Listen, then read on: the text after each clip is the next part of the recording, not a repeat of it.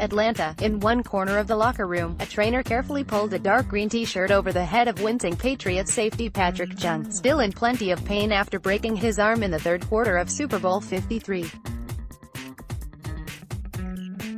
Chung then instructed the trainer how to clasp his watch, and affix his chain. "Just be careful when you slide that end into the other end," the 10-year veteran safety said. The scene was a microcosm of the game, and the season in New England. The Patriots might be getting older. They might be a little beat up.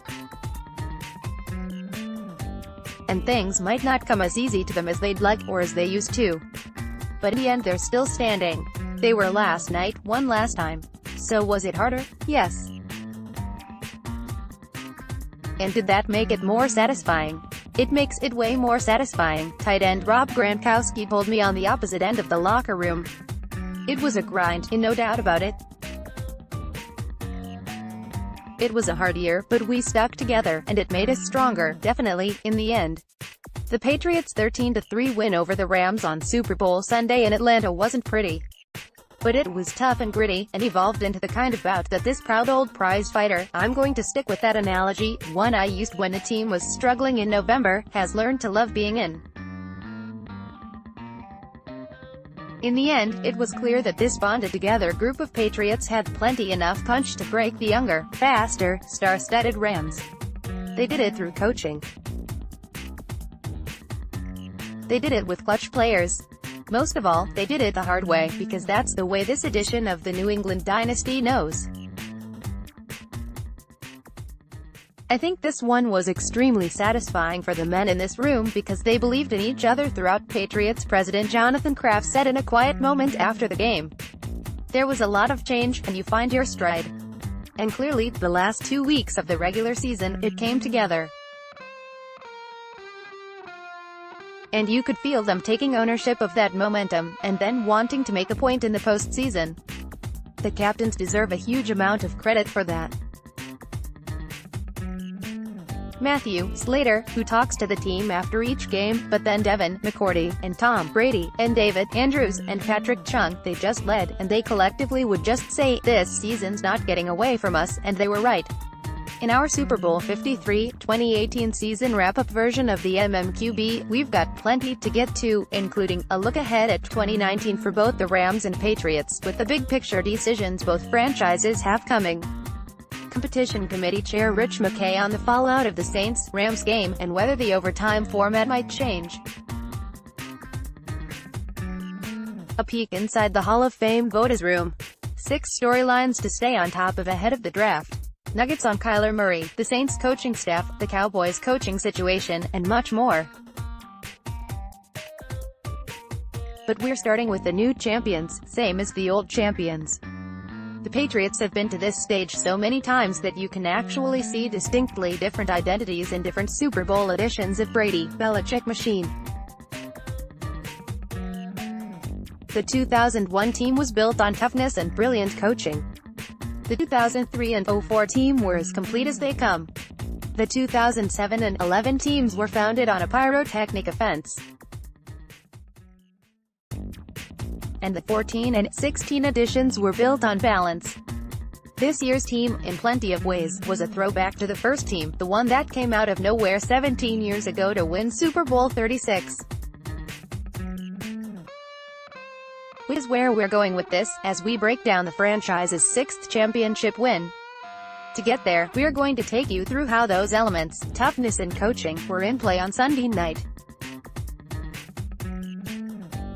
We can start with the former, and the Patriots' ability to roll with everything that hit them this season. New England has struggled through some Septembers of late, but usually the team would have it together by Halloween, at the latest. This year it just took longer. The Patriots got blown out in Tennessee in November, and were beaten in back-to-back weeks in December in Miami and Pittsburgh. Slater regularly addresses the team after games. But the way he did it, after the Steeler game, as Jenny Vrentas documented last week, was just different. "I thought we were at a point in our season where we had some choices," Slater told me post-game. "We could lay down and quit and believe what was being said about us. Or try to fight and play. To me, as a man is faith, I've always believed character is built in times of adversity. And certainly after that Pittsburgh game, we were in the midst of adversity. You can't build character without adversity. Sky said, "This is a great chance for us to build that character, and I surely think we answered the bell." They beat the Bills, then the Jets, then the Chargers and Chiefs in the playoffs. And that grit was tested again early against the Rams. The Patriots covered 27 yards on the game's first 4 scrimmage plays, then Brady threw an out-breaking route too far inside to Chris Hogan. The ball was tipped by nickel Roby Coleman, then intercepted by Corey Littleton. On their next possession, the Patriots went 60 yards in 11 plays, only to watch Stephen Gostkowski knuckle a 46-yard attempt wide left. They dominated the first half, 195-47 in scrimmage yards, 12-2 in first downs, and only had a 3-0 lead at the break to show for it. This was nothing like the AFC title game shootout in Kansas City. But this was a team with the mental toughness to battle through a different kind of fight. Every game was different, VP of Player Personnel Nick Caserio told me. "I'm sure if you looked at this game and thought that this was how it was going to go, no one would have thought that, you know. So you take each game as it comes, you take each play, and our guys have a mentality, they work so hard, and they work for one another, which is really, I mean, it's a credit to them. It's a credit to the coaches, too." For 2 weeks, New England's coordinators, Josh McDaniels, 42, and Brian Flores, 37, had to hear about the brilliance of Rams coach Sean McVay, who turned 33 a week and a half ago. On Sunday, they beat McVay and his staff soundly, and not just on scoreboard. And that's by McVay's recollection of what happened. "There really is no other way to put it. I'm pretty numb right now, but definitely I got outcoached," McVay said. "I didn't do enough for our football team. Conversely, New England's staff did plenty." The idea on defense, through what Flores and Belichick planned, was to force Jared Goff to think on the fly. It's well documented that McVay uses to the coach-to-quarterback communication to adjust calls based on what the defense is showing, up to the point where that communication cuts off, with 15 seconds left on the play clock. The Patriots wanted to negate that creative advantage, so they essentially sent in 2 calls on every play. One was what they'd show before the snap. The other was what they'd switch into post-snap. And if you want to see how it worked, go back and watch how Goff held the ball, and doubted what he was looking at, over and over and over. "We wanted to make it tough on him," Devin McCourty said. "We knew we couldn't just give him the same looks, because he does a good job with McVay of being able to lead defenses and get to the play they want. So we knew if we switched it up and made it tough, it would give us a chance." That, of course, was in play with a blitz-happy front. It was also there on the back end. The Patriots are best as a man-cover defense, but, again, the idea here was get Goff's mind racing, so the priority was to multiply what Goff saw everywhere. "Definitely more zone than we played throughout the entire playoffs," said corner Jason McCourty. "Toward the end of the season we became a strictly man team, and I think that's exactly what they were anticipating. We knew our coaching staff did a great job of studying them and putting together a great game plan. We executed and mixed up our looks. The result: the Patriots forced the NFL's second-ranked offense to punt on its first 8 possessions, and on 9 of its first 10. Then the New England defense got Goff to panic into his worst throw of the night. With less than 5 minutes to go and trailing by 7, the Rams had driven to the Patriots' 27-yard line. On 2nd and 10, Flores schemed safety Daron Harmon free on a blitz. Goff saw him coming and threw up a prayer to Brandon Cooks. Gilmore saw it first, and could have fair caught the pop fly. With our defense, all year, almost everybody who's been on the field has blitzed, Devin McCourty said. So now, as a quarterback, you don't know who's coming. We just tried to make it tough for him. In this game you have so much time to prepare. We knew they would watch every snap just like we would. And they would have some things We knew if we could just make it tougher, it would give us a chance. When I spoke to Flores, who was scheduled to be on a private jet South Florida at 10 a.m. Monday morning to become the Dolphins head coach, afterwards, he echoed everything McCourty said. Then, he added, "It feels good. I can't say that it doesn't, it feels really good. But more than anything, it's about the players." On Saturday night at the team hotel, Belichick left his players with a very simple message that laid out the plan and affirmed his confidence in them. "You know what we needed tomorrow night? Everything you've given me all year, with this particular team, more than anything, most often that meant finding a way when it mattered most, even if it was a different way." Yes, there was the shaky start to the game. There was a blown 4th and 1 late in the second quarter. There were 3 punts to start the second half. With 10 minutes left, Brady was 17 of 31 for 195 yards and that early pick. And then there was an adjustment. Given how the game had gone, McDaniels figured the Patriots' biggest edge would come if the Rams' defense had its base personnel on the field, and New England could have a pass-catching back out there against it. The coaches also noticed the Rams were matching on the backs. They'd go with their base when Sony Michel was on the field, and their nickel when Rex Burkhead was out there. So McDaniels deployed 22 personnel, 2 backs, 2 tight ends, for a possession that started at the New England 31 with 9:49 left. Going so heavy forced the Rams to keep their base out there. The twist: McDaniels trotted Burkhead out with the bigger personnel package. That created, as one Patriots assistant explained it, bad matchups all over for them. They weren't hard to see. On the first snap of the drive, pass rusher Samson Ebukam was covering Rob Gronkowski, who beat him down the sideline for 18 yards. On the second snap, the Patriots spread the Rams out with all those backs and tight ends, and got Julian Edelman on linebacker Corey Littleton, sitting in a hook zone, and Edelman raced around him for a 13-yard gain. After that, Brady fired one out to Burkhead in the flat, forcing the lighter Marcus Peters to try to bring him down, and Burkhead picked up another 7 yards. Then Littleton got matched up on Gronkowski, who raced down the seam to find himself on the receiving end of Brady's best throw of the night, a 29-yarder that Gronkowski hauled in at the 2. One little adjustment, and the Patriots ripped off 67 yards in 4 plays. Michel took the ball in for on the next play for the game's first touchdown, and Gilmore's pick and another Lombardi Trophy were on the horizon for the Patriots. In a cavernous ballroom inside the downtown Hyatt Regency hours later, the MC for the Patriots post-game bash introduced Brady, on a balcony in a private area above the floor, as the greatest of all time. Fans and players and coaches and team employees below responded by serenading him with chants of his name. Not long after that, Snoop Dogg and Patriots owner Robert Kraft were sharing the stage. Another Super Bowl victory celebration, Kraft's 6th, Belichick's 6th, Brady's 6th, was in full swing.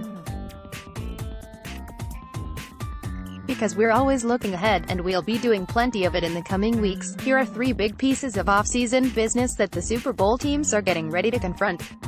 Patriots Tom Brady's contract. Next year is the final year of his current deal, and his cap number for that 1 year is $27 million. The last 2 times the Patriots have re-upped Brady, in 2013 and 2016, it happened right around the time of the scouting combine. And while I'm told there haven't been any contract talks yet, and the quarterback market has exploded since he did his last deal, there is a piece within both sides that they'll be able to find common ground when the time comes. Who's the left tackle? The Patriots' acquisition of Trent Brown, New England got him, by swapping their third-rounder down 48 spots into the 5th round, was one of the best league-wide of 2018. Even better, he only cost $1.91 million for the year at a spot where the Patriots allowed Nate Solder leave for the Giants at $15.5 million. But the bill's coming due now, and the Patriots will have to decide if they want to be competitive in a free agent environment in which offensive linemen have been consistently overpaid. If they let him walk, maybe they draft someone.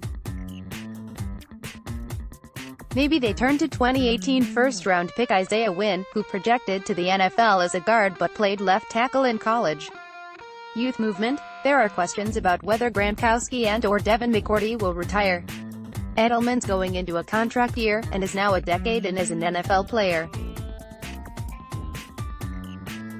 And New England has 7 players accounting for $92.60 million on next year's cap, and all will be 29 or older on opening day. It sure seems like some changes will be necessary. Rams getting Aaron Donald some help.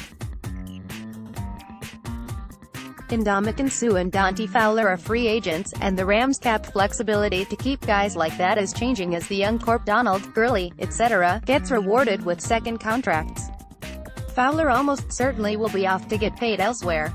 Suh's case is interesting. He could stay in LA for less.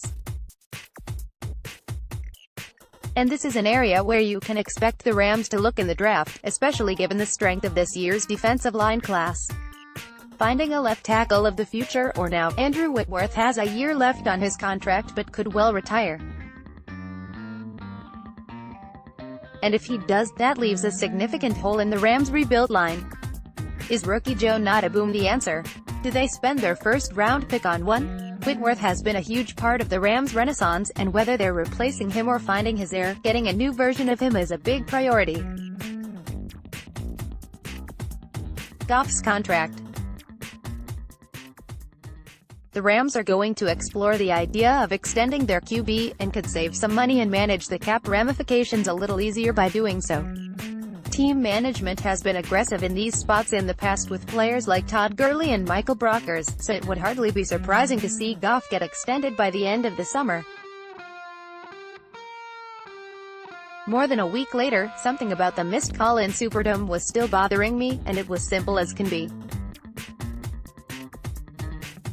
You can sit on your couch at home and get all the incredible benefits of 21st century technology, and a million different angles of a play like nickel Roby Coleman's hit on Tommy Lee Lewis in the NFC title game.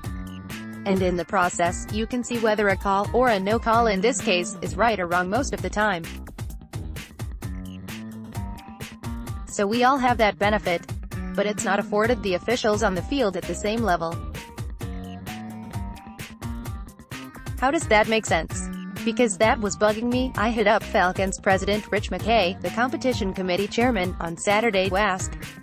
We like the technology, he told me. It's made the game better from an officiating standpoint and a big play standpoint.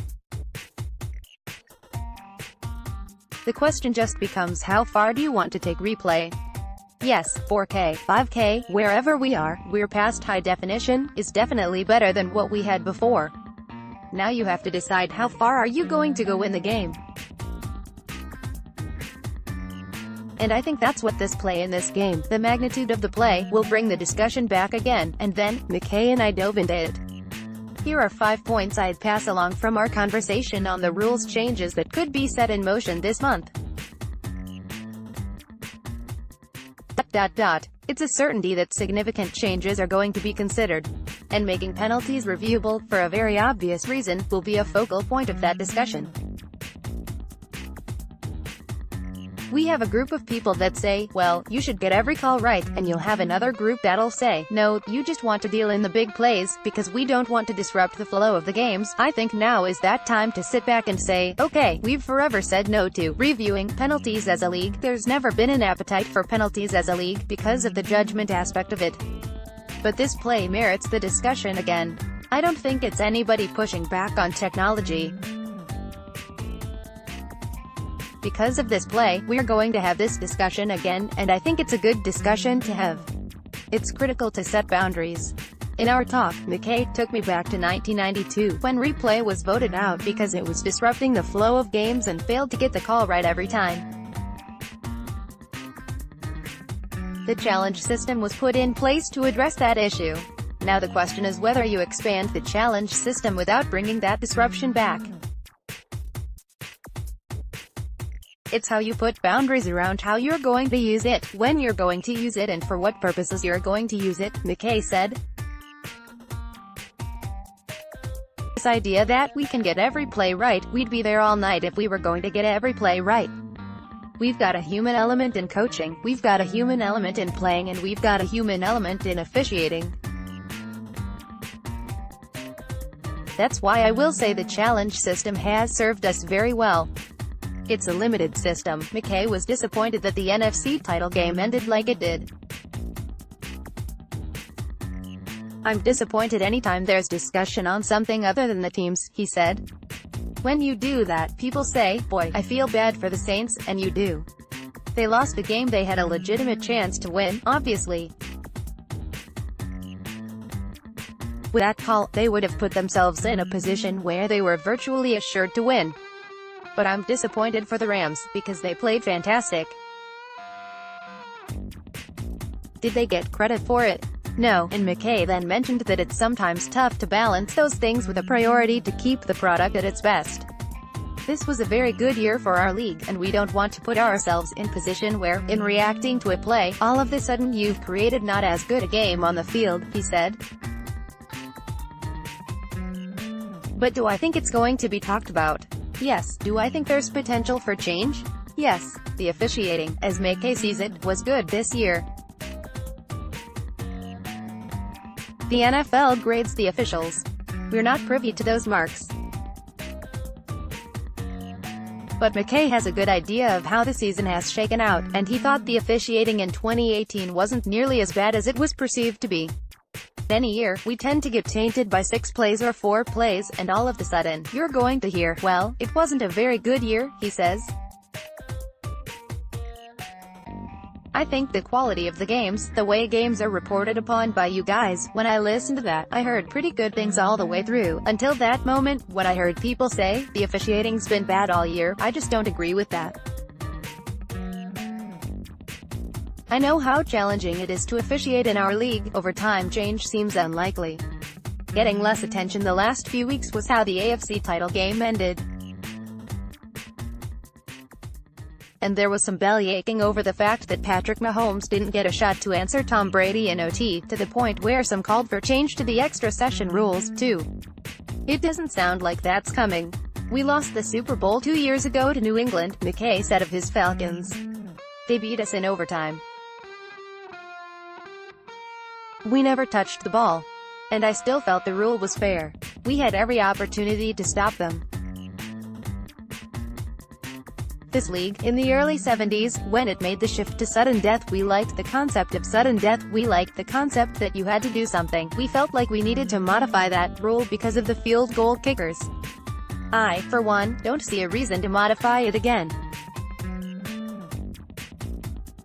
But I'm sure that based on a postseason game, some people are going to want to discuss it. It should be an interesting off-season for McKay and his group on the committee. And one other thing that jumped out at me from our talk. His answer when I asked if non-calls, the Robey-Coleman play was one, were likely to be reviewable. I don't think there's any reason to say something's off the table right now, he answered. So no, everything's on the table. It should be. Since I wasn't in the room, I've got some guys to take you inside the Saturday debate among Pro Football Hall of Fame voters. But before we get there, here's one thought on each of the 8 men who will be inducted in Canton this summer. Since I'm now old enough to remember all those on these lists, Champ Bailey, I remember him as the two-way playing sequel to Charles Woodson in college football in the late 90s, and he was as good a cover corner as there was in the league in the 2000s. Pat Bowlen, the Broncos owner, had a major impact on how you watch the game on television. And while he was still running his team on a day-to-day basis, there were few organizations with as high a standard. Gil Brandt, I've always felt one bar to clear to make the Hall of Fame. As could the story of the sport be told without him? It'd be hard to do it without Brandt, the architect of the America's Team Cowboys and a modernizer of football scouting. Tony Gonzalez felt like he was really the first power forward, tight end, having been a college football and basketball player. So his dominance, in a certain way, opened the door for guys like Antonio Gates down the line. Ty Law, I don't know why he's gotten lost in this discussion, maybe because he hung around too long and wasn't great at the end, but he was as sticky and physically dominant a man cover corner as you'd see for a while. And he came up huge on big stages. Kevin Mawae. There's been a backlog of offensive linemen, so this clears the decks of a really good one who became the face of lines in Nashville and New York that were known for their nastiness. It reads, simple, the definition of a modern-era NFL center fielder. Could cover more ground than Willie Mays in his prime. Johnny Robinson. Okay, so this is the one who's a little before my time. He roamed the secondary as a safety for the great Chiefs teams of the 60s and early 70s and had more career interceptions than Bailey or Law. With those guys set to be inducted, I asked a handful of voters for the one thing that jumped out at them from the room this year. Jarrett Bell, USA Today. With the selection of Kevin Mawae, we cracked the iceberg that represented the logjam of offensive linemen. That's a huge development, reminiscent of the logjam from a few years ago with wide receivers. Hearing and participating in the discussions, I wasn't sure how it would shake down and could hardly predict which one, or even more, would get in. It was that tight, with compelling cases for Alan Faneca, Steve Hutchinson and Tony Boselli. So Mawae's first off the block, and now I'm comfortable saying that I'd be absolutely shocked if one or more of the O-linemen don't get in next year. What's the pecking order? I think every voter has to compare and rank the O-linemen, although there's no rule in putting in more than one, as we did with cornerbacks Ty Law and Champ Bailey. I'm hoping now that the O-line momentum keeps rolling as it did when we cleared the decks for Chris Carter, Tim Brown and Andre Reed in successive years to address the receiver logjam. Also, I think the selection of Law as the first player from the Patriots' first 3 Super Bowls represented a statement about their respect for winning championships. Rick Gosselin, Dallas Morning News. There were 12 all-decade players on the ballot, so it was impossible to pick a bad class. No matter who you selected, you were going to have to tell 7 all-decade players it wasn't their time yet. The 6 we picked included 2 first-team all-decade offensive players, plus 4 defensive backs who combined for 216 career interceptions. So productivity will be rewarded with busts in the class of 2019. We also broke some log jams on both the offensive line and defensive backfield, which bodes well for candidates at those positions in the future. Matt Mayoko, NBC Sports Bay Area. As you look at the names and hear the presentations, the one thing that struck me was that everyone who was discussed in that room deserves to be in the Pro Football Hall of Fame. People outside the room always talk about how this person or that person should have been inducted. I agree. The problem isn't coming up with 5 worthy candidates, it's coming up with 10 individuals to not vote in. That was particularly difficult among the offensive linemen and defensive backs. Best look at those finalists: Tony Boselli, Alan Faneca, Steve Hutchinson and Kevin Mawae, along with Steve Atwater, Champ Bailey, Ty Law, John Lynch and Ed Reed. Those are 9 Hall of Famers. No question about it. But the difficult part is that it will take a number of years for all of them to get in. Jim Trotter, NFL Network. What stood out to me was a great discussion about the defensive backs, and the recognition that we've got to find a way to break this logjam of offensive linemen. There's a reason that the Pro Football Hall of Fame is the most exclusive club in professional sports, and it's because there always are more deserving candidates than there are available spots. That was particularly true this year. Quote, "At the end of the day, we're all gonna die." Rams left tackle Andrew Whitworth. The big dog in the Los Angeles locker room lent some perspective to a tough post-game scene. And it sounds like he was really just trying to make sure his teammates left holding their heads high. Tweet: "This is funny, until you realize that Rams punter Johnny Hekker had just 2 fewer touches, 9, than Todd Gurley, 11. Also, so either LeBron was bored by the Super Bowl, or Anthony Davis is becoming a Laker and he's trying to get those NBA insiders on the case.